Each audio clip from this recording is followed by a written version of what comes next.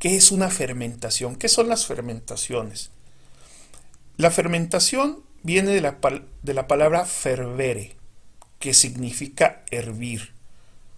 Si ustedes se dan cuenta, en esta imagen es una imagen de un vino que está fermentando, da la sensación de que está hirviendo.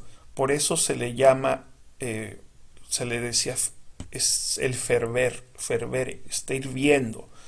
De ahí viene la palabra fermentación.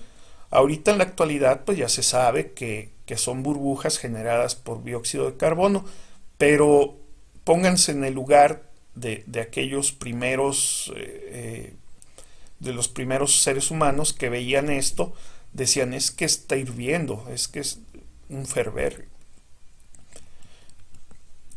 Pero ya para tener una definición simple, y aquí es donde yo les comentaba a mis compañeros profesionistas, a los que tienen un amplio conocimiento, la definición de fermentación es una definición, digamos, algo complicada, algo técnica, pero nosotros lo vamos a hacer para entenderlo como una forma más simple.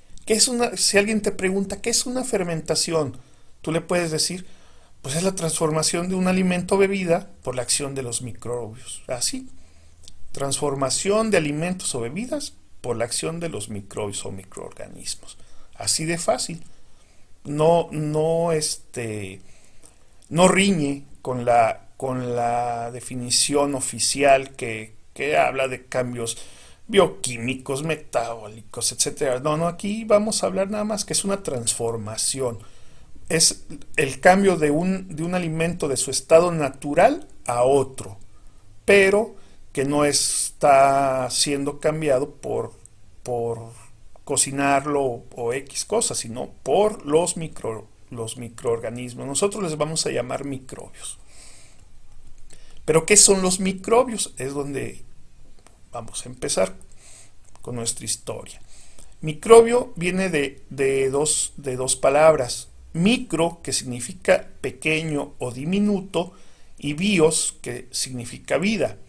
Tomando en cuenta micro, pequeño, bios, vida, pues podemos decir que un microbio es una forma de vida diminuta que no se puede ver a simple vista y que solo se puede percibir visualmente con un microscopio, que es el instrumento que se inventó o que se desarrolló para ver estos pequeños, ahorita vamos a ver qué tan pequeños son los microbios. Entonces no los podemos ver a simple vista, así de fácil, pero sin embargo son seres vivos, tienen vida. Y así como tienen vida, pues se alimentan, y también así como se alimentan, pues también expulsan lo que no necesita su cuerpo. ¿Qué tan pequeños son los microbios? 1000 de estas forman un metro, 1000 espacios de estos forman un metro, por eso se le llama milímetro. Bueno, entre esas dos rayitas, lo que es un milímetro, podrían caber fácilmente. A la izquierda está una levadura y a la derecha una bacteria. Podrían caber la cantidad de 200 levaduras, más de 200 levaduras o más de 1000 bacterias. Se pone aquí una cantidad pues sí, aproximada, porque hay bacterias que son un poquito más grandes que otras, pero es un promedio. Imaginen nada más, los microbios son tan pequeños que en un milímetro cabrían 200 levaduras o 1000 bacterias. Así de pequeños son. Ahora imagínense cuántos caben en un centímetro, por ejemplo, en un centímetro cuadrado. Estamos hablando que son cantidades enormes, porque aquí estamos hablando si las ponemos formaditas en el espacio entre un milímetro, si ponemos 1000 bacterias formaditas, pues sí, caben fácilmente. Pero si para arriba ponemos otra fila de 1000 y otra fila de 1000, en un milímetro cuadrado estaríamos hablando que podríamos acomodar 1.000.000 de bacterias. Entonces, son cantidades que escapan hasta nuestra mente, nuestra imaginación. Son enormes cantidades de bacterias, enormes, y están en todas partes, eso lo vamos a ver más adelante. Entonces son tan pequeñas, que no las podemos ver por muy buena vista que tengamos. ¿En dónde se encuentran? Ya lo decía el señor Leeuwenhoek, en todas partes. Las encontramos en el aire, las encontramos en el agua, las encontramos en la tierra. Y si nosotros consumimos el producto de la tierra, que son los vegetales, pues obviamente que nuestros vegetales traen microbios.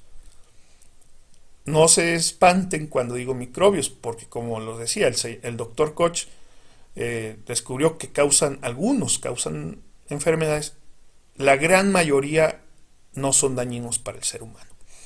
Entonces, si nosotros cosechamos un vegetal de la tierra, pues obviamente, si en la tierra hay microbios, si en el aire hay microbios, si en el agua con la que se regó hay microbios, pues indudablemente también este vegetal va a traer microbios. Los microbios están en todas partes, en todas partes. Entonces, si nosotros comemos un vegetal que trae microbios, pues obviamente que nosotros también tenemos, por dentro y por fuera. Nuestra piel está plagada de microbios y por dentro nuestro tracto digestivo está lleno de una flora bacteriana, que puede ser flora buena, que nos va a ayudar a nuestro organismo, a la digestión, etcétera, a la absorción de nutrientes, pero también podemos tener bacterias malas. Por eso cuando uno a veces come algunas cosas, dice, es que me hizo daño, es que tal alimento me hizo daño. Pues puede ser que el alimento estaba contaminado con un tipo de bacteria que es dañina para nuestro microorganismo. Y más adelante vamos a ver cómo nuestros alimentos fermentados nos ayudan a contrarrestar, a ser menos vulnerables a este tipo de ataques de microbios malos. Yo no soy muy de la idea de categorizarlos o de llamarlos buenos y malos, porque en realidad no es que sean buenos, no es que sean malos, o sea, solamente son microbios. Nos hacen daño, pero eso no quiere decir que sean malos. Pero bueno, ya sabemos que los microbios están en todas partes, ya sabemos que son muy pequeños, pero ¿cómo es que fermentan los microbios? Aquí les voy a poner un ejemplo de una fermentación alcohólica. Lo primero que pueden ver es, vamos a representar a un microbio con esta imagen de un Pac-Man. Este microbio, que en este caso sería una levadura, la levadura se alimenta de los azúcares. Aquí está una molécula de glucosa, es un azúcar simple. La levadura se alimenta de esta glucosa y va a generar etanol o alcohol más dióxido de carbono, que son los gases que desprende, el gas que desprende y que forma las burbujas. Si ustedes ven un vino, una fermentación alcohólica, al inicio empieza, ahora sí como decían antes, a hervir, empieza a generar burbujas, empieza a ferver, a fermentar, o sea, empieza a hervir, y eso quiere decir que nuestras levaduras que están adentro de ese medio azucarado, pues están felices, están contentas, están comiendo azúcar a más no poder y están generando desechos para ellos que son el alcohol y el dióxido de carbono.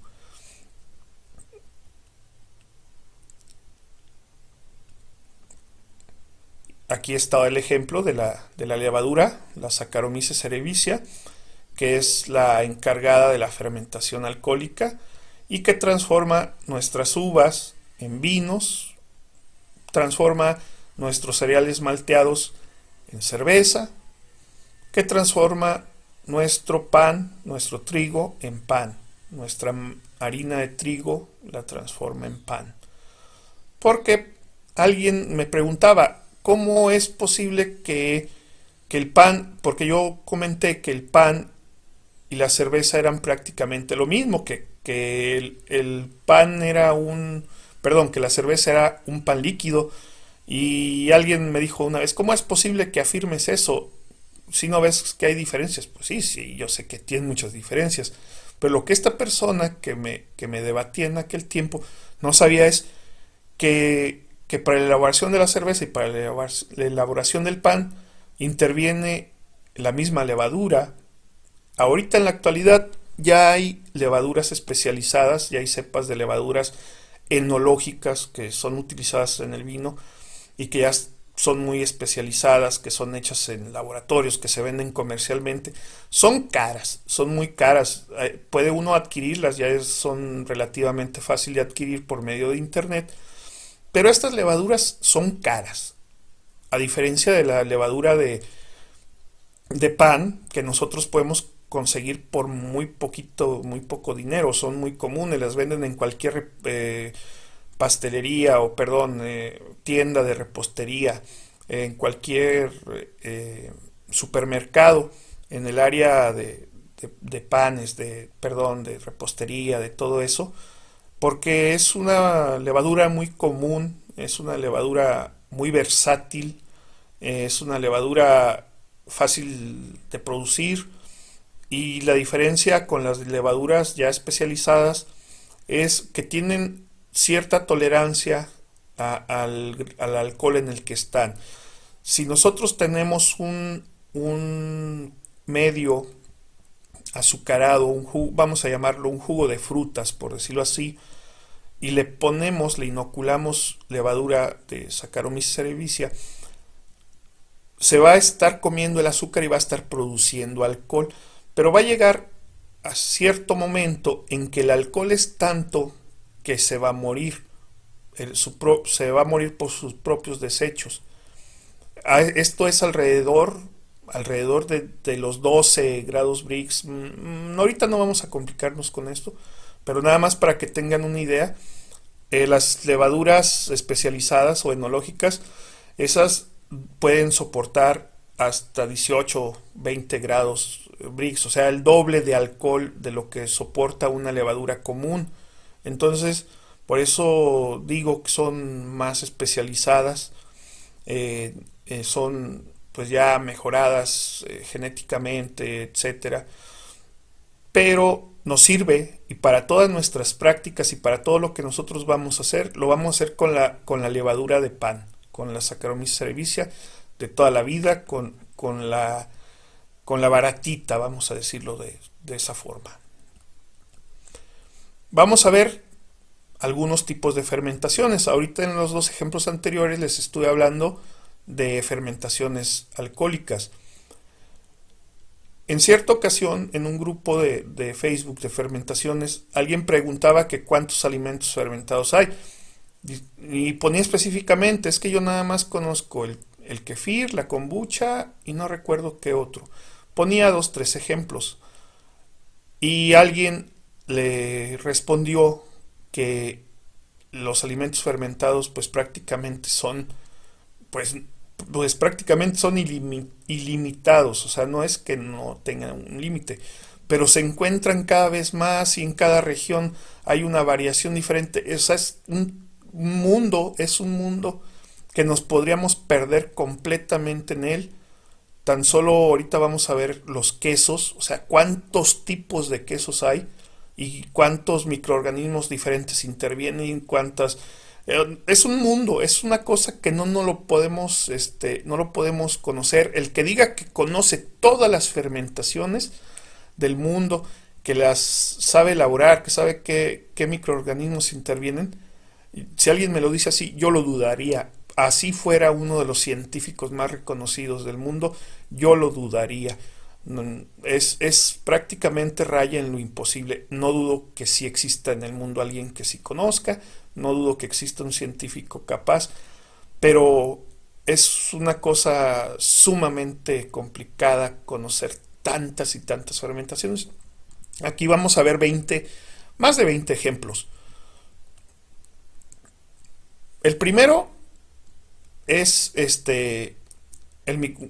dice los microorganismos que intervienen, viene una lista, las materias primas de las que se alimentan, también viene una lista, y el producto final. Acuérdense que la fermentación, como la definimos, es la transformación de un alimento a través de un microbio. Entonces, en el primer caso, dice frutas y verduras, ese es el alimento, lo va a transformar una bacteria láctica, las bacterias lácticas, y van a transformar un encurtido.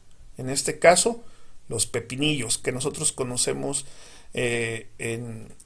como pickles, que son los pepinillos que se consumen en las hamburguesas, esos que son aciditos, pues ya están fermentados.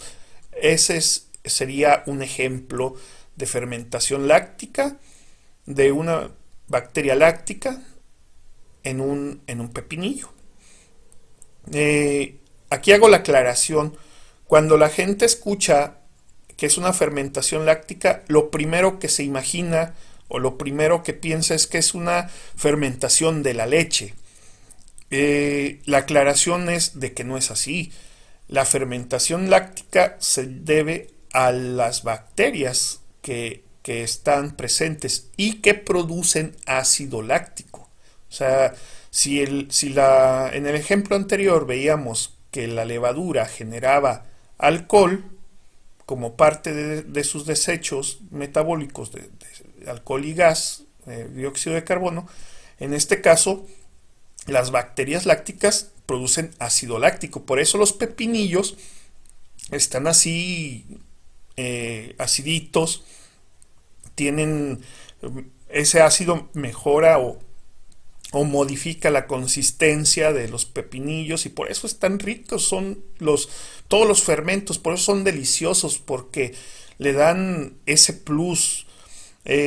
Por ejemplo, si al repollo, otro ejemplo, que sería el alimento modificado por la bacteria láctica, nos da el sauerkraut, o sea que es el que aquí en Latinoamérica conocemos como el chucrut. El sauerkraut es el chucrut, es el repollo ácido que también es delicioso, que a mí me encanta comerlo así directo del frasco, no se diga en ensaladas, etcétera. El café, que es un fruto, también se fermenta a través de bacterias lácticas y ya nos da los granos de café que se muelen, que se tuestan, se muelen y que disfrutamos y que hay granos de café que son carísimos, que ya son cafés así pues muy sofisticados, muy caros, pero todos vienen de exactamente de una fermentación. Les mencionaba hace rato sobre lo que les decía de las carnes fermentadas. Las carnes también se fermentan con ácido láctico, perdón, con bacterias lácticas. Y veíamos que los babilonios ya elaboraban salchichas. Bueno, pues dentro de estas carnes también está el salami, la mortadela, que hay un módulo específicamente en el que vamos a hablar de todo esto. Eso es lo que les decía, hablar de todas estas fermentaciones, no vamos a acabar, incluso este curso que prácticamente es la introducción, pues, pues ya se está haciendo así muy largo, yo no lo quiero hacer tan largo para que no aburra, pero voy a tener que hacerlo en varios módulos precisamente para hablar en un módulo de puros quesos, en un módulo de puras carnes, en un módulo de cerveza y pan. O sea, es tan enorme el mundo de las fermentaciones que no lo podemos abarcar en un solo día, en un solo curso, en un solo tutorial y menos en un video de YouTube.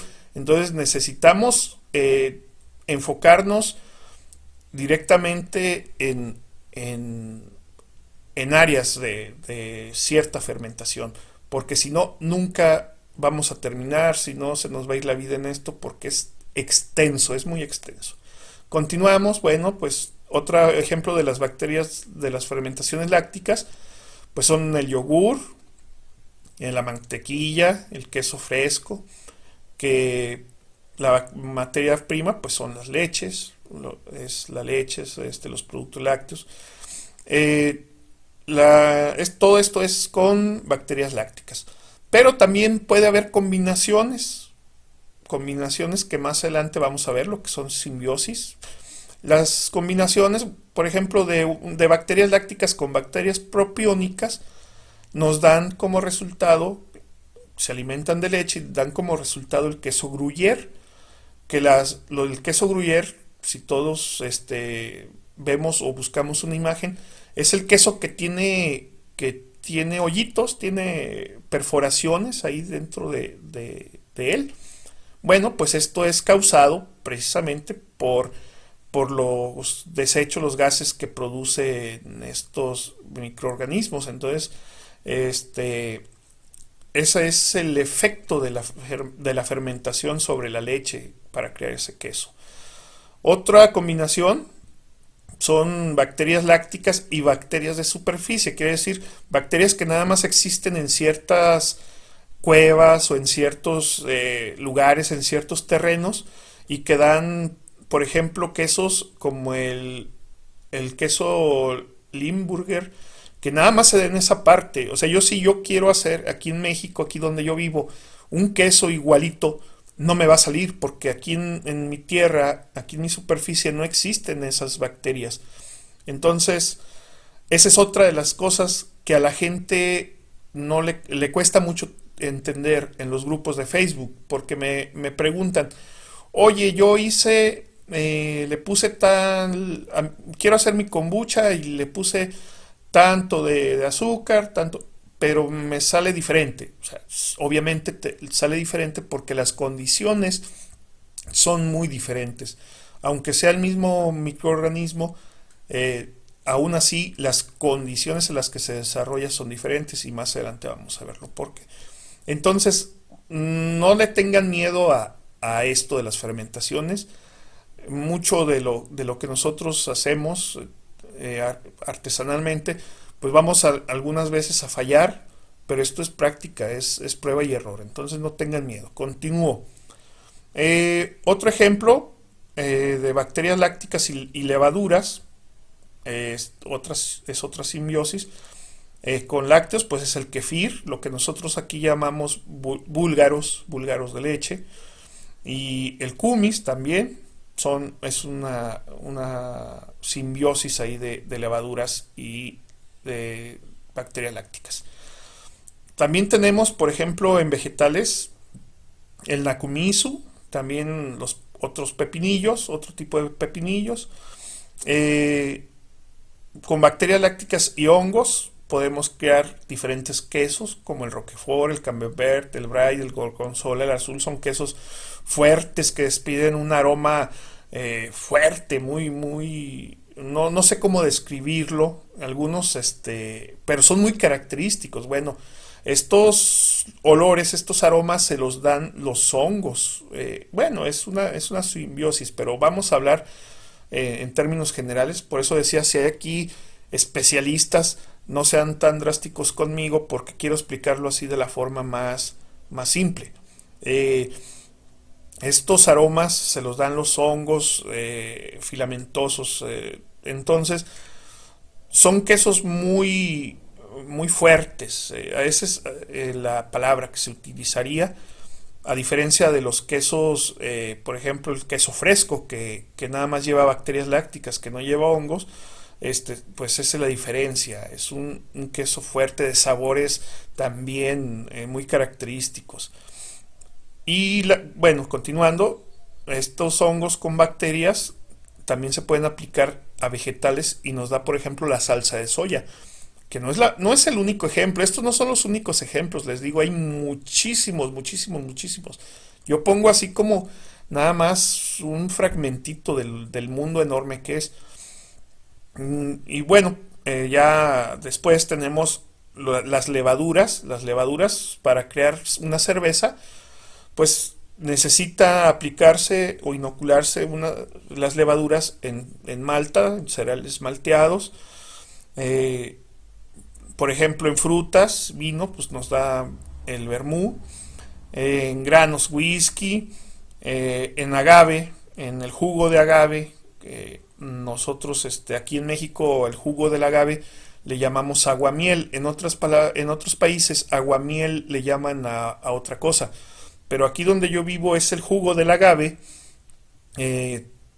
Lo podemos a inocular, lo podemos a fermentar con levaduras y nos va a dar mezcal, nos va a dar tequila.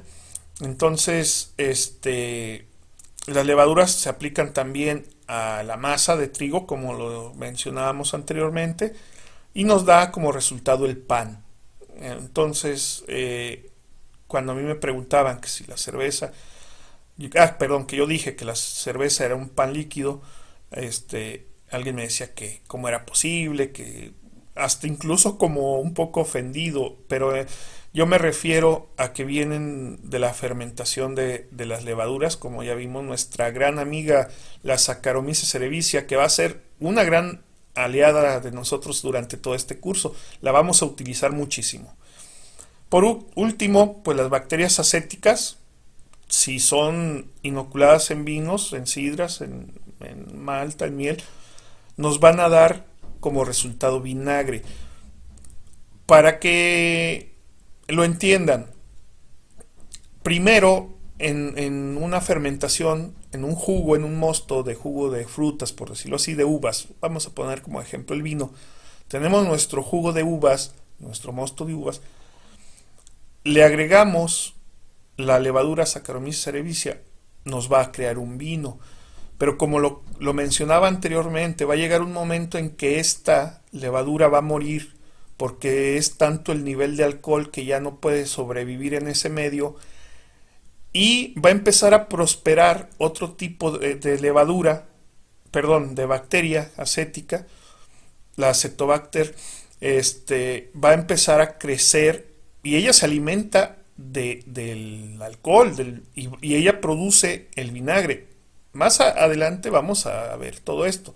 Ahorita es un ejemplo así muy somero, muy breve, pero lo que quiero que entiendan es que podemos hacer fermentaciones encadenadas no, pues una primera fermentación es así, una segunda fermentación, hay incluso alimentos que llevan o bebidas que llevan hasta una tercera fermentación.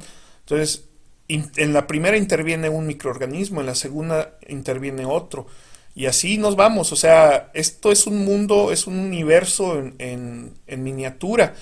Y todos estos microorganismos se alimentan de lo que otros no, para otros es dañinos, para lo que para unos es dañinos, para otros es su alimento. Entonces, la naturaleza es sabia y en esa profunda sabiduría que tiene el universo, pues nos da como resultado que nada en el universo, en el mundo quede inerte, o sea, siempre va a haber algo que va a consumir, en este caso, siempre va a haber un microorganismo que va a consumir lo que otro le hace daño.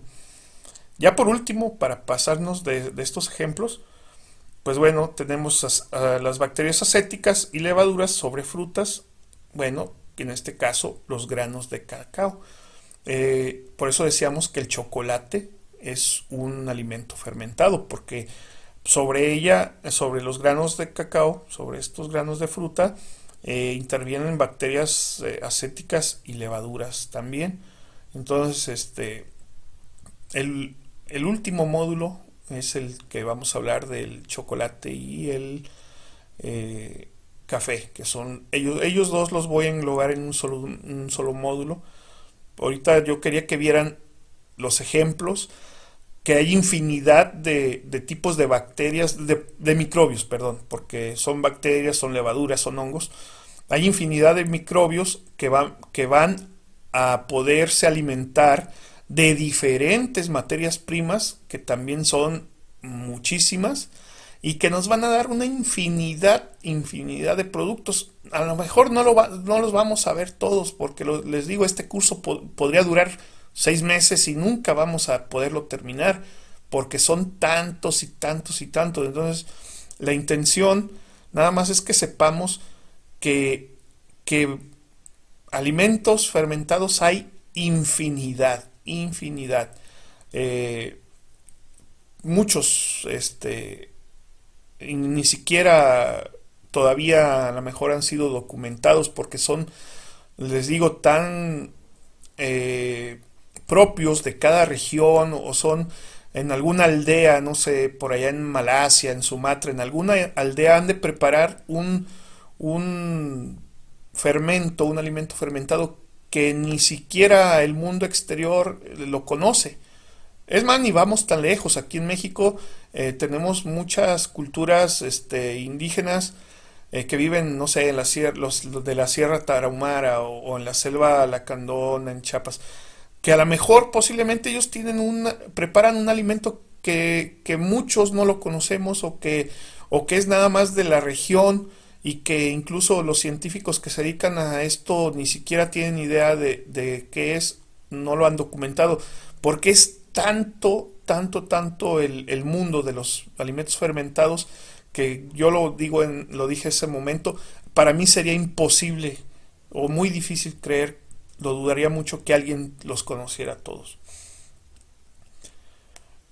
Bueno, ya vimos que cómo fermentan, lo que es una fermentación, cómo fermentan los microbios, algunos ejemplos, pero lo comentaba hace un momento, alguien pregunta y es una duda muy común en los grupos de Facebook. Es que mi kombucha está de este color, o es que mi kombucha está burbujeando así, o es que y es que mi kefir está así. Bueno, ¿por qué? Porque quiero que entiendan algo y se lo graben muy bien en la cabeza. Todas las fermentaciones son diferentes. Todas. Incluso las que tú hagas en tu casa. O sea, si yo preparo un hidromiel hoy a las 12 del mediodía y mañana preparo una hidromiel con la misma cantidad de miel, con la misma cantidad de agua, con la misma cantidad de levadura, en el mismo frasco, etcétera, etcétera, son dos fermentaciones, no van a ser iguales. ¿Por qué? Porque hay factores que intervienen mucho. El primero es la temperatura. Ese es el primer factor que interviene.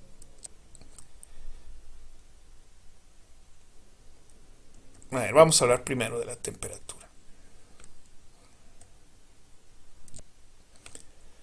El primer factor que interviene es la temperatura. Tomando el ejemplo anterior, yo voy a elaborar una hidromiel hoy a las 12 del mediodía. Estamos a 20 grados. Les voy a decir exactamente a cuánto estoy ahorita en este momento, aquí en el lugar donde yo vivo. Estamos a 29 grados centígrados. Hoy, perdón, pero no son las 12 del mediodía. Bueno, es un ejemplo. Vamos a suponer que hoy a las 12 del mediodía yo hice o empecé a elaborar una hidromiel. A las 12 eran 30 grados centígrados y utilicé una medida que ya tengo en receta, ya la tengo medida, ya la tengo, ahora sí que ya sé que funciona, ya la tengo estandarizada. Tantos gramos de levadura, tanta cantidad de miel, tanta cantidad de agua, y siempre las elaboro en un tipo de frasco estándar. Pero hoy a las 12 que la elaboré estábamos a 30 grados. Mañana elaboro otra hidromiel con la misma receta. Sin embargo, el día amaneció muy frío. Estamos a 18 grados centígrados. Ya con ese simple hecho, mis dos fermentaciones son completamente diferentes. ¿Por qué? Porque la temperatura está íntimamente relacionada al crecimiento, a la actividad de mis microorganismos. Entre más elevada sea una temperatura, vamos a hablar de elevada dentro de los rangos de vida de las levaduras. Aquí en donde yo vivo hace mucho calor, si se dan cuenta por lo que les comentaba, el clima aquí en la ciudad donde yo vivo es de alrededor de lo normal, son 35, 40 grados, o sea, en verano estamos arriba de 40 grados, entonces para nosotros es muy difícil, o para mí es muy difícil fermentar porque se me echa a perder, se me mueren mis micro cuando hace mucho calor. Hay lugares donde están siempre a 25 grados, en verano suben a 30 y son lugares así muy, muy ideales para fermentar. Pero sin embargo, lo que les comentaba, dentro de los rangos normales de crecimiento, vamos a tomarlos, por decirlo así, ahorita un ejemplo así muy, muy, no es exactamente, pues, pero vamos a poner que una levadura vive o se desarrolla, perdón, entre los 15 grados y los 25 grados, o sea, sí sobrevive más, pero su rango natural o de óptimo crecimiento es alrededor de esos 20 grados. Si yo hago una fermentación, como ponía en el ejemplo, a 30 grados, esa levadura se va a multiplicar muy rápido, va a consumir los azúcares de la miel muy rápido y voy a tener una fermentación a lo mejor en 2 días, en 3 días. Pero si yo hago mi fermentación a 15 grados, esa levadura se va a multiplicar más lento, va a estar consumiendo los azúcares un poco más lento y voy a tener mi fermentación a la semana, a los 10 días, incluso a los 14 días. Entonces, ya son factores que ya hacen que mis dos fermentaciones no sean iguales. Y es algo que yo quiero que entiendan muy bien en los grupos de Facebook, porque preguntan, hay gente que estamos en grupos donde pregunta a una persona que vive allá en Argentina, yo no conozco mucho geográficamente, pero en Río de la Plata, Argentina, y le contesta a una persona que vive en el Perú, no, es que tienes que ponerle tanto. O sea, son condiciones de temperatura diferentes, muy diferentes. O sea, está bien que hay que fomentar la participación. Nosotros, como fermentistas, tenemos que difundir, que apoyarnos unos con otros.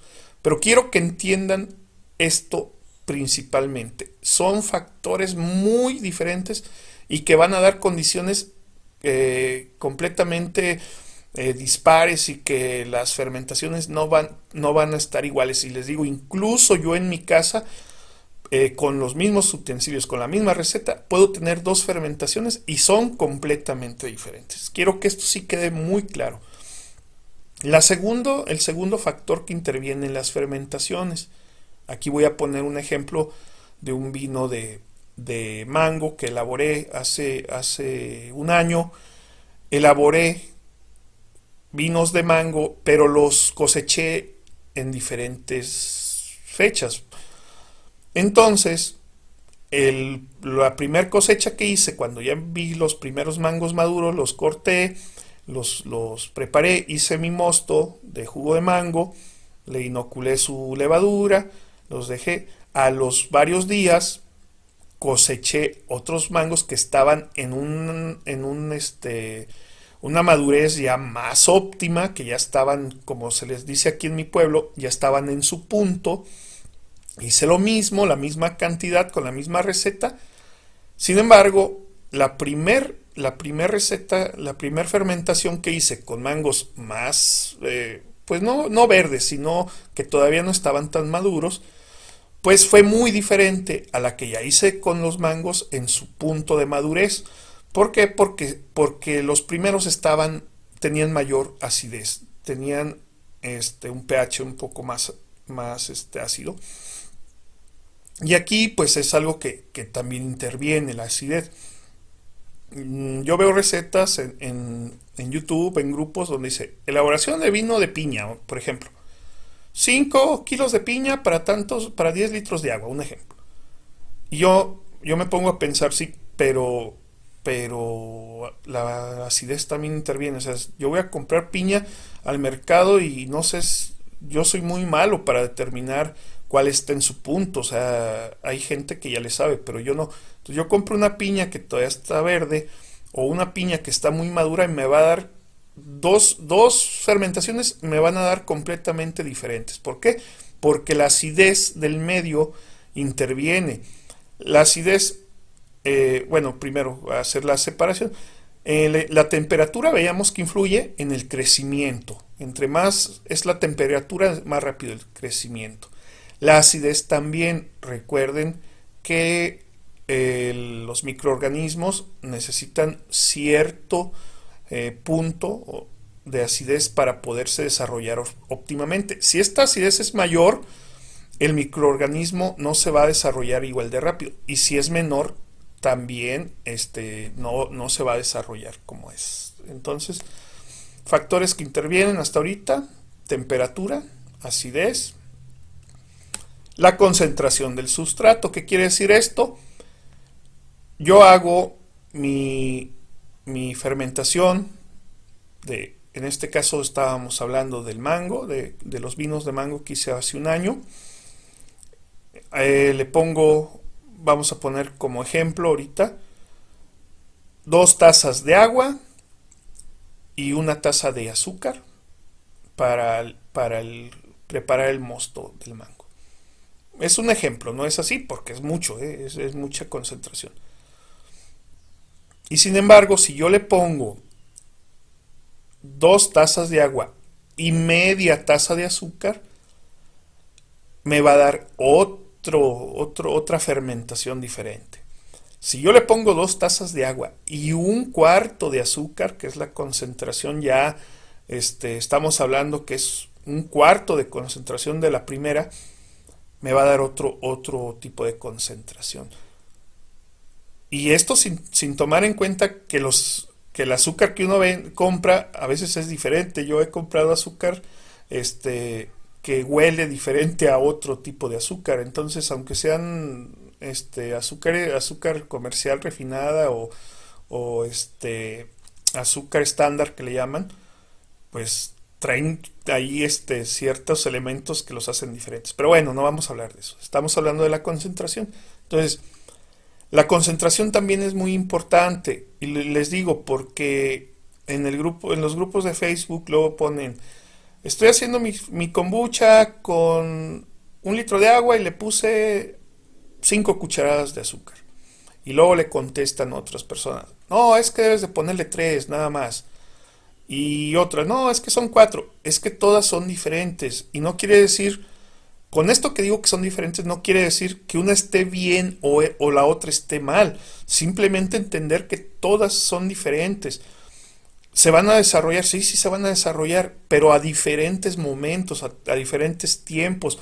El crecimiento microbiano va a ser diferente. En este caso, en la concentración, si yo elaboro un vino, le pongo 2 tazas de agua y 1 taza de azúcar, a lo mejor al inicio voy a tener una fermentación muy rápida, muy fuerte, pero también la producción de alcohol va a ser muy rápida y va a matar mis microorganismos muy rápido, y esa fermentación va a ser muy corta. Y si yo pongo una concentración de sustrato muy bajo, 2 tazas de agua y 1/4, 1/8 de taza de azúcar, va a arrancar muy lento, va a tardar mucho en arrancar porque hay muy poco alimento. Las levaduras se van a tardar en multiplicarse, en reproducirse, y van a tener muy poco alimento también, y van a morir, pero no por causa de la producción de alcohol, sino van a morir de hambre porque se van a comer el azúcar y van a haber muchas y no van a tener que comer. Entonces también va a ser una fermentación, pues ahí en este caso una fermentación fallida, porque se me van a morir mis levaduras y no me van a producir el nivel de alcohol que yo quería. Sin embargo, pues se busca ahí un equilibrio. No hay una cantidad exacta ni de temperatura, ni de acidez, ni de concentración de sustratos, porque todo lo tenemos nosotros que ir descubriendo cuáles son los niveles óptimos. Yo tengo recetas, sí, sí tengo recetas, pero son las que me funcionan o me han funcionado a mí.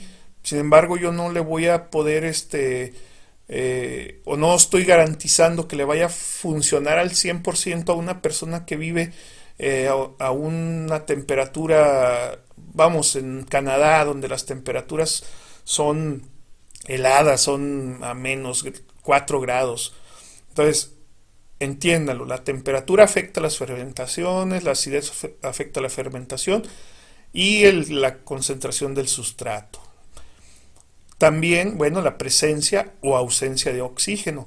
Esto quiere decir que si nosotros queremos fermentar, y yo creo que la mayoría de los que hemos hecho fermentaciones, queremos fermentar, hacer una fermentación alcohólica, pero la dejamos destapada, se nos va a hacer, se nos va, como lo llamamos nosotros, se nos va a vinagrar, o sea, se nos va a hacer vinagre. Esto es porque la presencia o la ausencia de oxígeno afecta, hace que florezcan otros tipos de microorganismos o que mueran ciertos microorganismos. En la fermentación del chucrut, por ejemplo, se recomienda tapar los envases herméticamente. ¿Para qué? Pues para favorecer el desarrollo ahí de las bacterias lácticas y que no, como no hay oxígeno, no se formen ahí, no florezcan otro tipo de bacterias o de hongos o de X, mohos. O sea, la ausencia y la presencia de oxígeno sí afecta. A lo mejor no tanto en la calidad de nuestra fermentación final, porque al final de cuentas obtienes una cosa, obtienes otra.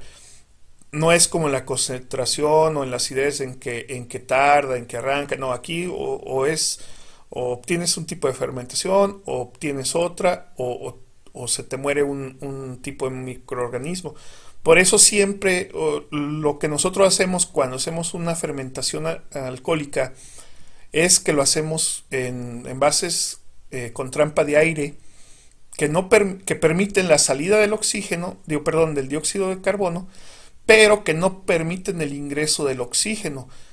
Y esto favorece que las levaduras que están comiendo contentas nuestra glucosa de las frutas, de lo que tenemos de mosto, no se vean afectadas por otras levaduras que necesitan el oxígeno para florecer, para vivir. Entonces estamos asegurando que ahí están nuestras levaduras alcohólicas felices en su medio ambiente, comiendo, reproduciéndose y produciendo alcohol y dióxido de carbono, y no hay quien les moleste. Por eso este es un factor que también es importante a considerar. Y por último, la calidad del cultivo. ¿Esto en qué afecta? Bueno, nuestra primer fermentación que vamos a elaborar en este curso va a ser la hidromiel. Pero hay dos métodos para elaborar hidromiel. Bueno, hay más, pero yo los divido así. O sea, el primer método es la hidromiel completamente, o lo que le llaman el raw fermentation, o la fermentación salvaje, por decirlo de alguna forma, que es con las propias levaduras que trae la miel. O sea, sin agregarle nosotros ningún tipo de levadura. Y el otro tipo de fermentación es el de fermentación inoculada, que en este caso es agregándole levaduras nosotros. Entonces, incluso con la propia levadura de pan que nosotros compramos, podemos tener diferentes resultados, ya que algunas levaduras por su manejo ya vienen muertas, ya están pasadas de tiempo, etcétera. Y primero hay que activarlas y ver que sí están vivas, que sí, sí están funcionando como deben de ser, porque son organismos vivos. Entonces mucha gente, yo he llegado, por ejemplo, a casa de familiares y me dicen, vamos a elaborar pan, vamos a hacer pan. Sí, le digo, ¿y tiene levadura? Aquí tengo, ¿desde cuándo la tienes? Ah, la compré hace 5 años. O sea, ¿cómo se te ocurre? O sea, yo no digo que no aguanten, pero pues es mejor comprar levadura, un sobre de levadura para ese momento. Y si sobra ya no guardarla en el refrigerador.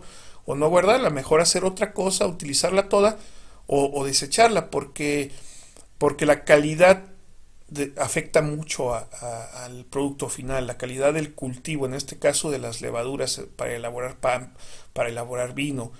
Entonces yo mencionaba el ejemplo de las levaduras de la miel naturales.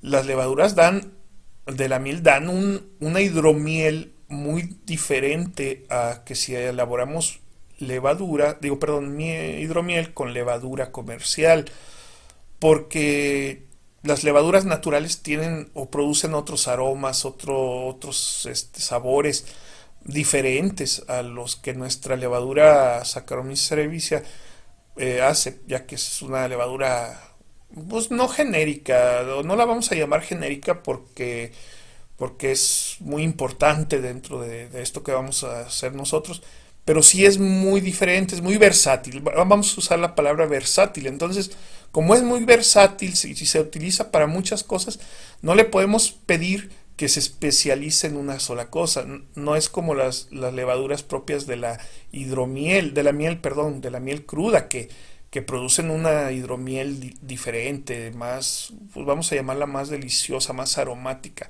que tiene otro sabor. A lo mejor una persona que no conoce o que no ha probado mucho de las hidromieles o no conoce mucho de hidromieles, le das a tomar dos diferentes hidromieles, no va a notar la diferencia, pero hay gente que se dedica, que comercializa hidromieles y que tienen, así como en los vinos, tienen catadores y tienen gente especializada que te sabe detectar aromas, te sabe detectar sabores. Entonces, sí afecta mucho la calidad del cultivo. Estos son los 5 factores principales. Hay más, pero nos vamos a alargar mucho. Yo siento incluso que ya ahorita ya está muy largo el video, pero sí necesitaba que supieran estos factores, sobre todo para la gente de los grupos de Facebook, porque nos dicen que quiero hacer esto, ¿qué me recomiendas? Soy nuevo, ponen muchos comentarios, soy nuevo, ¿cómo me recomiendan preparar mi kombucha? O sea, ni siquiera sabemos de dónde eres, no sabemos cómo está el clima donde vives, etcétera. Entonces, hay gente de buena voluntad, de buen corazón que dice, no, pues hazlo así, hazlo así. Sin embargo, eso no garantiza que vaya a tener los mismos resultados que la persona que se lo recomendó. Entonces, eso es lo que yo quiero que ustedes entiendan, amigos.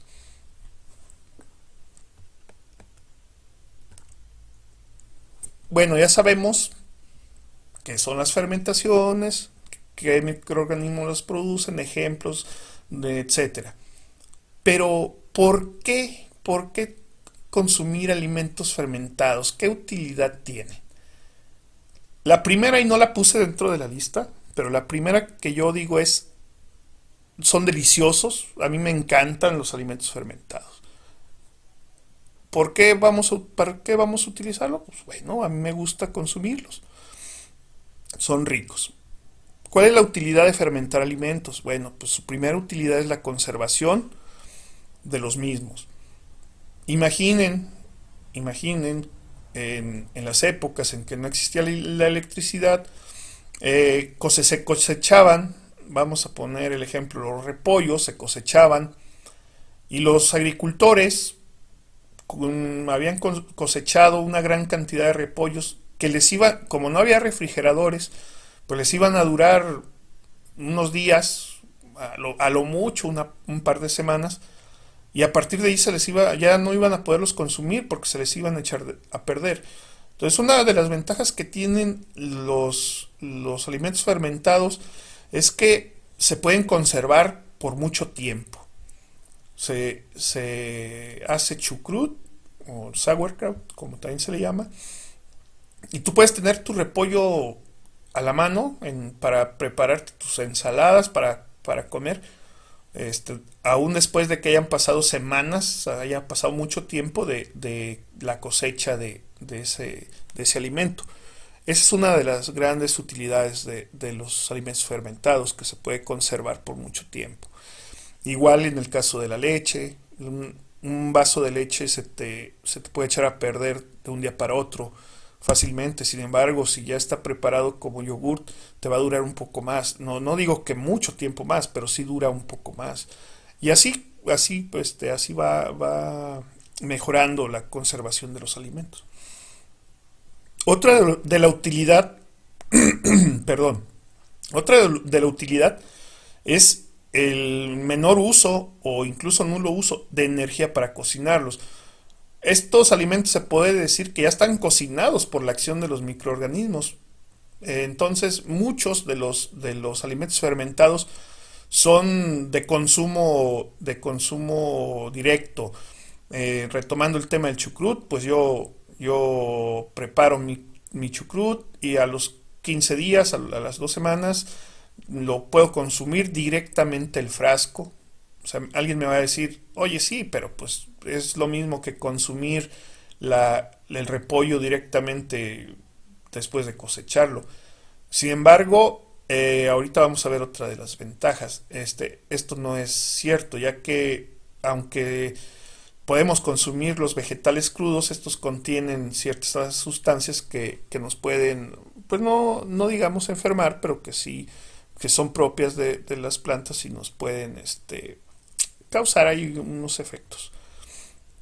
Eh, Otra de las utilidades es que, como mencionaba, se les adiciona, los microbios les adicionan a estos alimentos fermentados aromas diferentes, sabores diferentes, texturas diferentes. A mí me encantan los pepinillos, me encanta mucho esa textura crujiente por fuera, suave por dentro. Las zanahorias también fermentadas son una delicia de aroma, de sabor, muy diferente a comerse una zanahoria cruda o incluso un pepinillo crudo. O sea, yo no me lo he comido, o sea, no se me antoja, no sé si se pueda, no sé si haga daño, no sé. Yo prefiero esos aromas, ese sabor ácido, rico, pues no se puede describir. O sea, los que hemos probado alimentos fermentados sabemos que, por ejemplo, el yogur sabe muy diferente a la leche fresca, natural. O sea, es muy diferente. Y es gracias a la adición de todos esos aromas, sabores, texturas. Por ejemplo, el yogur así cremosito es muy diferente a la leche completamente líquida. O sea, eso es lo que hace la utilidad que hacen las fermentaciones. Y ahorita es lo que digo, lo que decía de los alimentos crudos. A diferencia de los alimentos crudos, pues los alimentos fermentados ya tienen disminuidos o eliminadas toxinas y antinutrientes. Estos son, sobre todo en el caso de vegetales leguminosas como el frijol, las habas, las lentejas, que tienen una gran cantidad de antinutrientes. No quiere decir que nos desnutran. Los antinutrientes son sustancias que crean las plantas como un método de defensa para que no se las coman. Estamos hablando que estas legumbres, estas leguminosas, pues son las semillas de lo que puede ser otra planta. Entonces la madre naturaleza es tan sabia que hace que estas semillas tengan sustancias que hagan a quien se las coma les causen daño, les hagan daño. Por eso nosotros no podemos comer frijoles. Aquí en México consumimos muchos frijoles, pero no los podemos comer crudos. Entonces, la fermentación disminuye o elimina esos antinutrientes, que son las sustancias que hace la madre naturaleza para que no se coman la semilla de otra planta que puede producir más. Entonces, eh, se recomienda, por ejemplo, que vas a consumir frijoles, se deje una noche o 48 horas en agua y se ve cómo está fermentando con las propias microbios que contienen en su superficie, y estos están consumiendo los antinutrientes que están ahí disueltos, o están eliminando esos antinutrientes y toxinas. Ya al día siguiente se lavan, se cocinan y hacen menos daño al organismo. Entonces, es una de las ventajas de los alimentos preparados que favorece mucho la formación, primero la eliminación de antinutrientes y también la formación de ciertas vitaminas, proteínas, de ciertas sustancias que son benéficas. Y, y bueno, otra de las utilidades que tenemos de fermentar alimentos es que siempre vamos a tener a la mano cultivos madre para seguir realizando fermentaciones. Por ejemplo, si hacemos pan de masa madre, vamos a hacer pan, pero vamos a dejar un poco de esa masa para hacer al día siguiente o a los 2, 3 días más pan. Siempre tenemos a la mano y incluso hay gente, hace poco vi un video de una panadería en Venecia, Italia, donde esa panadería ha conservado la masa madre de hace 300 años. O sea, esos panaderos, la abuela, la bisabuela, no sé, el familiar que elaboró ese pan, se le fue pasando esa masa madre a su hija y luego a sus hijos y así se fue. Y todavía están utilizando la masa madre que usaron en aquellos tiempos. O sea, viene de aquella masa madre, no es la misma. Entonces, siempre vas a tener, si tú haces fermentaciones, por ejemplo, chucrut, el líquido que queda, lo puedes usar para activar más rápido tu siguiente chucrut. Por ejemplo, si haces yogur, el suero de la leche que se suelta, pues lo puedes usar para otras fermentaciones. Entonces, siempre vas a tener a la mano las gentes que preparan, las personas que preparan kefir, incluso lo regalan porque se va formando una gran cantidad de nódulos de kefir y lo regalan para que otras personas tengan. Hay quien no los cuida y luego se le mueren y ya les vuelves a dar y siempre hay. Y cuando tú, por ejemplo, te quedas por alguna causa, se te mueren o algo y te quedas sin cultivos, le puedes pedir a tu vecino, a tu familiar, a tu amigo al que le regalaste, oye, regálame kefir, y ya te da y vuelves a tener. Entonces, si nosotros no tuviéramos a la mano cultivos madre, a lo mejor ni siquiera hubieran llegado estos fermentos al día de hoy, porque como lo vimos son fermentos que vienen de hace miles de años, de cientos de años. Entonces, eso es la utilidad también. Fermentar nos sirve para tener a la mano cultivos que les van a servir a nuestros hijos, a nuestros nietos, a las generaciones futuras.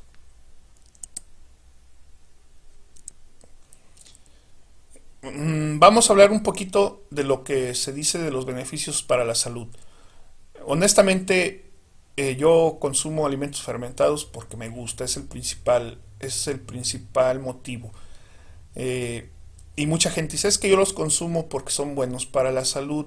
Sin embargo, por ejemplo, aquí en mi región hay remedios caseros que la gente no los consume porque saben feo. O sea, no, pues que para el dolor de estómago el té de tal hierba. Ay, no, sabe muy amarga, no, yo no me voy a tomar eso. O sea, es cierto, sí es benéfico para la salud, pero no te gusta. O sea, no. Entonces, yo los consumo principalmente porque me gustan los fermentos. Sin embargo, aprovecho que tienen beneficios para la salud. ¿Cuáles son? Bueno, regula la flora intestinal, en primer lugar. Hablábamos que los microbios están en todas partes, están afuera en nuestra piel, pero también adentro en nuestro tracto digestivo. Y ahí pues tenemos una serie de o más bien una serie, tenemos gran cantidad de bacterias, de microbios, que sirven para la absorción de nutrientes, para muchísimas cosas. También aquí nos podríamos tardar mucho explicando. Ya más adelante voy a platicarles un poco más de esto. Sin embargo, nosotros esta flora intestinal de microbios benéficos para nosotros, en algunas ocasiones se nos va acabando, no se nos mueren. En mi caso yo consumía muchos medicamentos, yo padecí una enfermedad muy grave y consumí durante muchos años medicamentos muy fuertes que fueron acabando con mi flora intestinal. Yo me curé de esa enfermedad que padecía, pero quedé dañado de mi sistema digestivo por el consumo de medicación tan fuerte. Entonces, yo fue el motivo por el que me fui acercando a esto de las fermentaciones. Fue principalmente, como lo decía, me gustan, los probé, me gustaron y por eso los sigo consumiendo, aunque ya mi función intestinal, mi flora intestinal ya está regulada, pero yo empecé a consumirlos por este punto, porque yo quería volver a regenerar mi flora intestinal y empecé a consumir primero pues lactobacilos que venden industriales, en algunos frasquitos, no sé si en otros países los vendan, aquí pues los venden se llama Yakult, no le estoy haciendo promoción, pero pues son lactobacilos, Kasei Chirota, que supuestamente, o no supuestamente, sí regulan, sí van creando ahí flora, que va quedando en el intestino. Entonces yo empecé por ese lado y después fui consumiendo diferentes, ya naturales que yo elaboraba. Pero esa es la primera función, mantener nuestra flora intestinal sana. Una flora intestinal dañada, como lo vimos anteriormente, si en un medio eh, microorganismos va a haber, microbios va a haber donde quiera. Y si tú no tienes microbios buenos, en ese espacio van a llegar microbios malos. O sea, yo no me gusta usar esos adjetivos como buenos y malos, pero para que sea más claro de entender. O sea, si tú no tienes tu intestino cubierto o lleno de bacterias, de microbios buenos o benéficos para ti, van a llegar microorganismos que te van a hacer daño, que van a aprovechar esos lugares, se van a poner ahí en donde deberían de estar los otros. Entonces, este es el primer beneficio de la salud, regular la flora intestinal.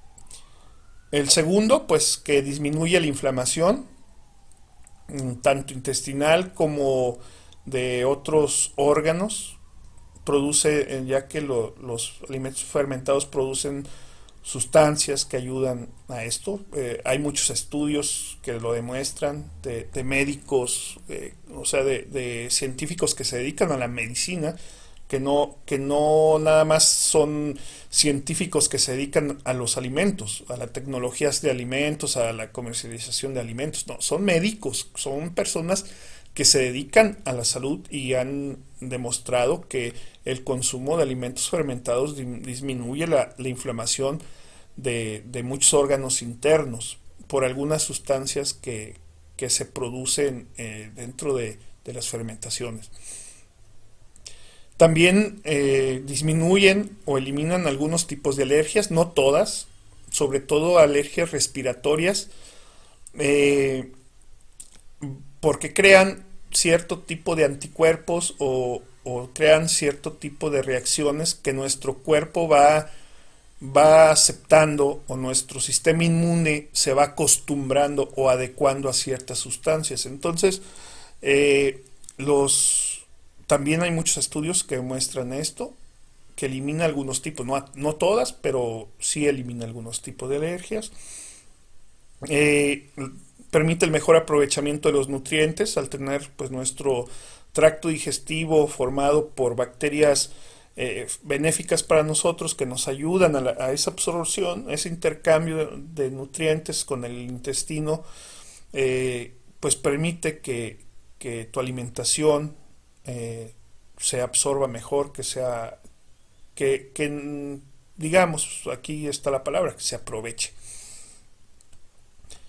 Y también lo que mencionaba, fortalecen el sistema inmunológico, nuestros glóbulos blancos, nuestros leucocitos, que son los encargados de comandar nuestro sistema inmunológico, pues se van acostumbrando también poco a poco a las sustancias, a las nuevas sustancias que estamos nosotros consumiendo, y ellos tienen como cierta memoria donde van guardando la información de quiénes son sus aliados y quiénes son sus enemigos. Entonces ya empiezan a ver así ciertas sustancias, a ciertos microbios como amigos y ya no los atacan. Entonces se va fortaleciendo también ahí su base de datos. Si hay algún doctor o algún inmunólogo,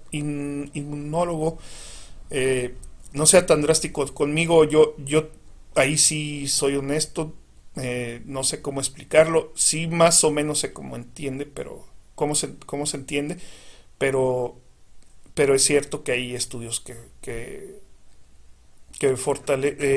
demuestran que fortalece el sistema inmunológico. Y por último, hay quienes aseguran que regulan o disminuyen problemas emocionales, ya que también producen sustancias, por ejemplo el chocolate produce un tipo de sustancia que hace que se activen ciertas zonas de nuestro cerebro que nos da alegría, que nos da placer, que nos da pues cierto sentimiento de calma. Por eso muchas veces cuando nos deprimimos, que nos dejó nuestra pareja o que tuvimos un problema sentimental, nuestro primer impulso es comer. O muchas personas que tienen problemas emocionales se refugian en la comida porque les produce esa satisfacción o esa, ¿cómo se le llama? Pues sí, es ese bienestar. Entonces los productos fermentados, como ya vimos, son productos sanos, son productos naturales y adicionalmente tienen la facultad de transmitir esas sustancias a nuestro cerebro y se supone o estudios demuestran que regulan algunos problemas emocionales. Sin embargo, yo quiero que entiendan y se entienda muy bien, yo no recomiendo que si tú tienes un problema de salud, lo quieras solucionar por medio de alimentos fermentados. Primero ve con tu médico, incluso termina tu tratamiento o a la par de tu tratamiento consúmelos, pero los alimentos fermentados son eso, son alimentos, no son medicamentos, no son tratamientos. Entonces, si tú tienes un problema emocional, recurre con un profesional, con un psicólogo, con un psiquiatra.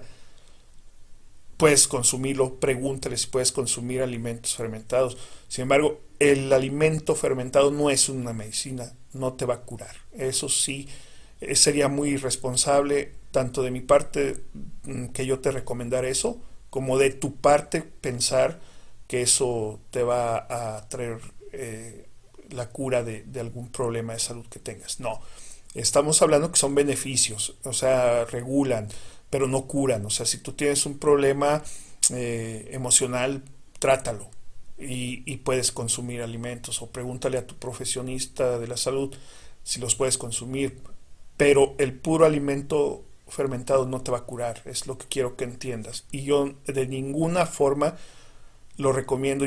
Yo tuve problemas de salud muy graves y yo en ningún momento dejé mi tratamiento. Estuve usando muchas terapias alternativas, usé mucho tipo de dietas diferentes, pero nunca dejé mi tratamiento con mi médico y afortunadamente salí adelante. O sea, y ya después con las secuelas o con los efectos secundarios de tanto medicamento, ahí sí yo me recuperé o me restablecí gracias a esto. Pero la enfermedad que yo tenía no se me quitó por esto. O sea, quiero que se entienda esa diferencia. Ya por último les voy a dejar una tarea, ya que vamos a hacer nuestra primera fermentación. que va a ser la hidromiel. La hidromiel es la fermentación más fácil o más sencilla de fermentación alcohólica, ya que únicamente, si somos realmente estrictos, nada más realmente se necesitan dos ingredientes. Para un método de fermentación salvaje o silvestre, nada más necesitamos agua y miel. Vamos a utilizar una taza de miel. Ojo, tiene que ser cruda y orgánica. Algunos me van a preguntar, ¿cómo sé si es cruda? ¿Cómo sé que es orgánica? O sea, para que sea orgánica, tiene que ser miel que ustedes se la compren al apicultor local. No, no dudo que dentro de los supermercados sí hay miel orgánica, pero es más difícil de conseguirla. O sea, se la tienen que comprar a su apicultor local de confianza, porque también hay muchos que ya la compran, la adulteran y luego la revenden. Entonces, tiene que ser miel orgánica, necesariamente, natural, o sea, que no esté adulterada, que no se le haya agregado. Aquí en mi pueblo la adulteran, le agregan glucosa, le agregan jarabe de maltosa, le agregan dextrosa. O sea, de 1 litro de miel natural hacen 3 litros de otras mieles, no sé cuántos litros, eso fue una exageración. Pero eso, a eso me refiero. Y la venden en los puestos, en los tianguis, como si fuera miel orgánica, cuando en realidad no. Entonces tienes que ir con tu apicultor, con el apicultor y decirle que lo quieres para hacer hidromiel y necesitas miel orgánica. Y si te venden miel adulterada, te vas a dar cuenta. Le dices, me voy a dar cuenta y te voy a denunciar ante las autoridades que venden miel orgánica. Y te va a vender, o sea, no hay necesidad de amenazar a nadie. O sea, tú te vas a dar cuenta. Y tiene que ser cruda. ¿Qué quiere decir con esto? La miel cruda es la que se saca del panal, la que se saca de la colmena, se extrae la miel y así se vende. Es la miel que trae todavía residuos, que se ve, que todavía trae ahí algún tipo de residuo de la colmena. Porque muchos apicultores lo que hacen es que la hierven y al momento de hervir la miel, a la superficie flota una espuma donde vienen todos esos residuos, que es polen, propóleo, no sé, alguna patita de alguna abejita, cositas así, y ellos se lo retiran de esa espuma y eso les da una presentación más agradable a la vista. Es la miel cocida o la miel cocinada es la miel que es muy brillosa, la miel cruda es más opaca, o sea, es más turbia. Entonces tiene que ser cruda, porque al momento del apicultor ya cocinó la miel, le mató todas las levaduras que nosotros vamos a necesitar para hacerlo por este método. Nosotros necesitamos que sea miel cruda y que sea orgánica. Eso hay que decirle al apicultor.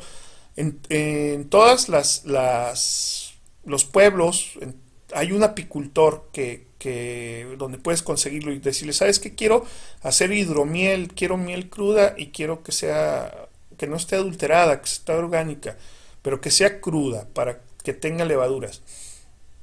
Eh, si no conseguimos miel cruda, no hay problema.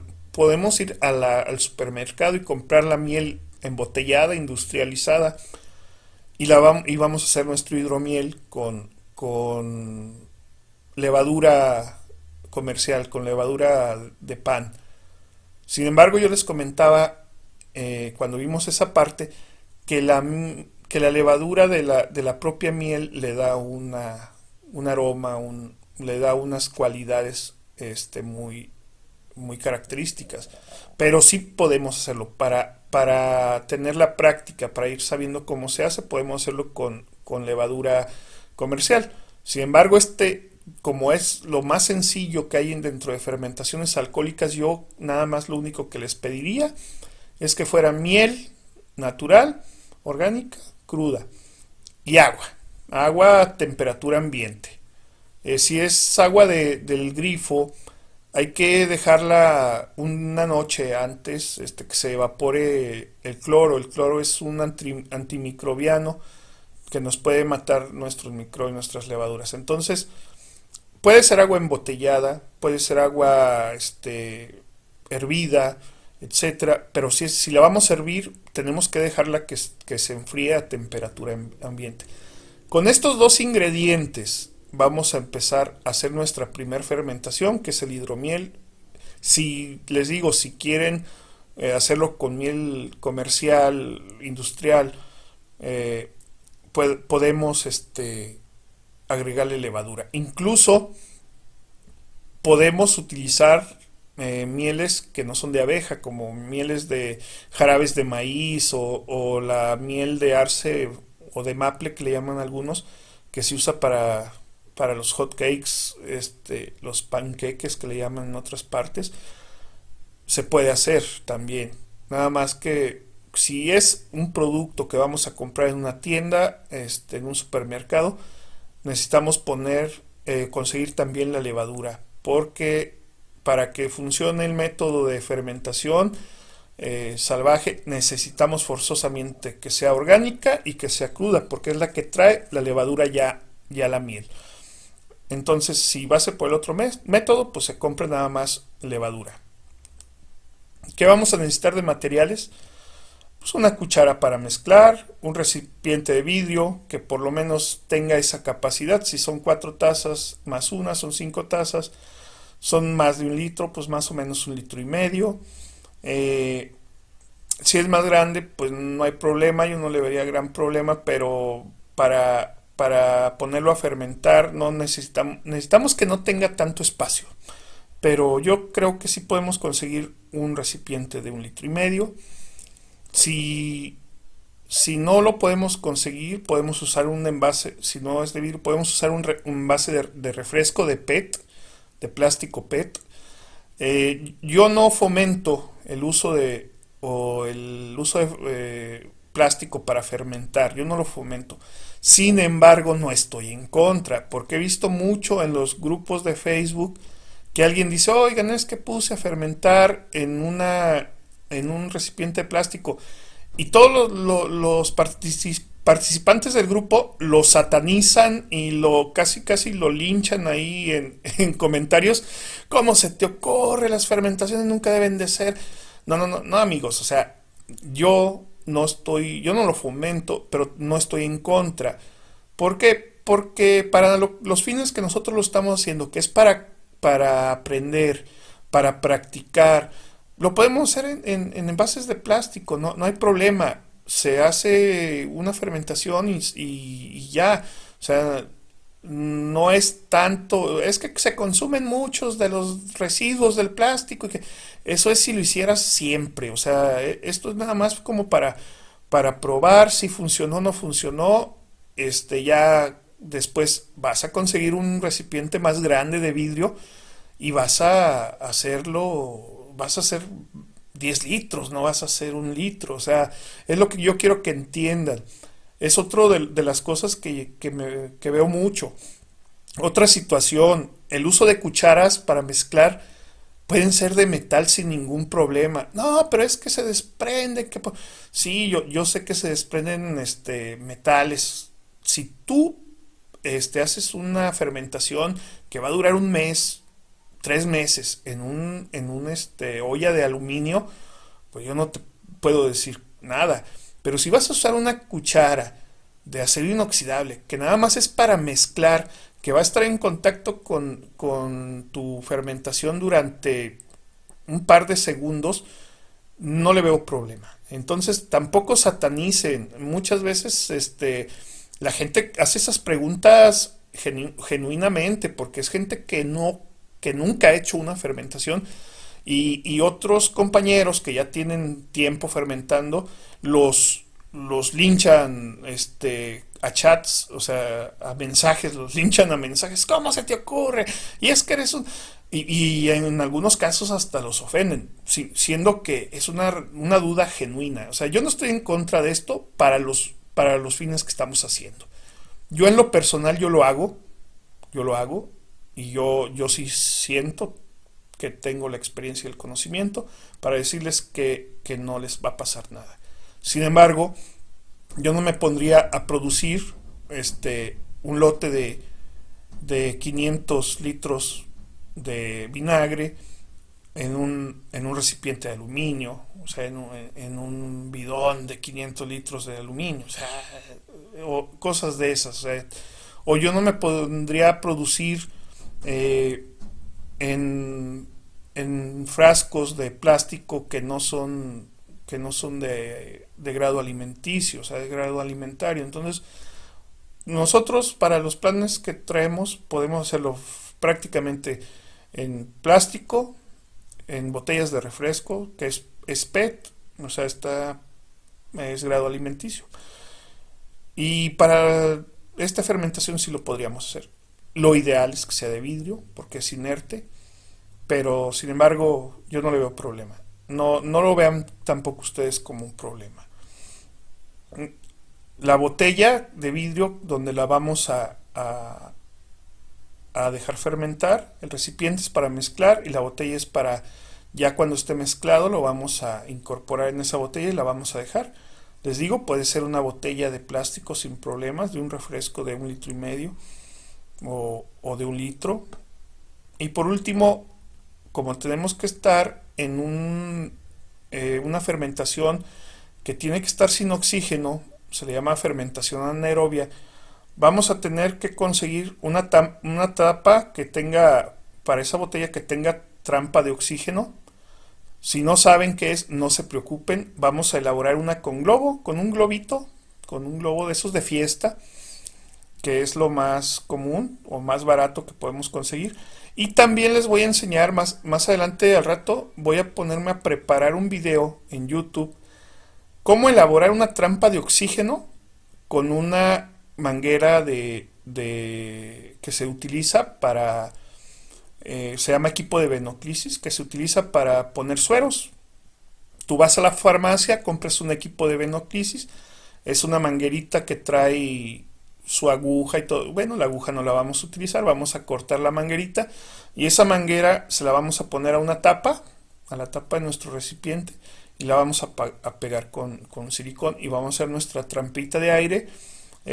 Ya las venden también las trampas de aire, si alguien las tiene, pues excelente.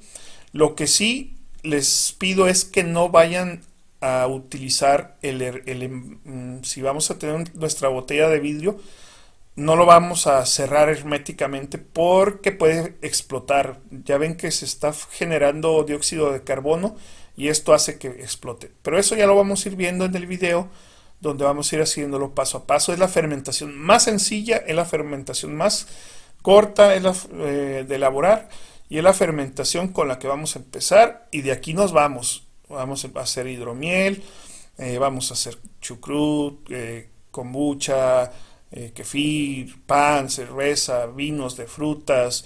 Va a ser un viaje muy bonito. El curso es completamente gratis, les digo. Está pensado para que esté hecho yo lo tenía ideado en 8 módulos porque quiero abarcar, pues ahora sí que lo más que pueda. Pero ustedes vayanme diciendo en sus comentarios, yo sé que se alargó mucho el video, pero era necesario irles explicando, los demás prometo que van a ser más cortos. Y como lo comento, es un curso que yo daba o pretendía dar completamente presencial en línea, pero hubo muy poca participación del público por los horarios, por el horario. Yo lo quería dar los sábados a las 9 de la noche. Y mucha gente me dice que es la hora que sale con su familia, que tiene compromisos con familiares, y yo los entiendo. Sin embargo, yo por mi trabajo no puedo a otras horas, entonces mejor lo voy a hacer así, completamente gratis igual. Y la única forma que sí les pido que me ayuden es que se suscriban a este canal de Alimentum, que me le den un like y que activen sus notificaciones para cuando yo suba nuevamente otro video les vaya notificando YouTube de que existe este video. Yo me despido temporalmente. Agradezco mucho a las personas que llegaron aquí hasta el final de una sola sesión. Yo sé que es aburrido, yo sé que es cansado y yo sé que está muy largo, pero era la única forma en que podía hacerlo así, ya que como los menciono, el mundo de las fermentaciones es muy extenso. voy a procurar tener videos más cortos que vaya hablando sobre las diferentes secciones. Hasta luego y muchas gracias.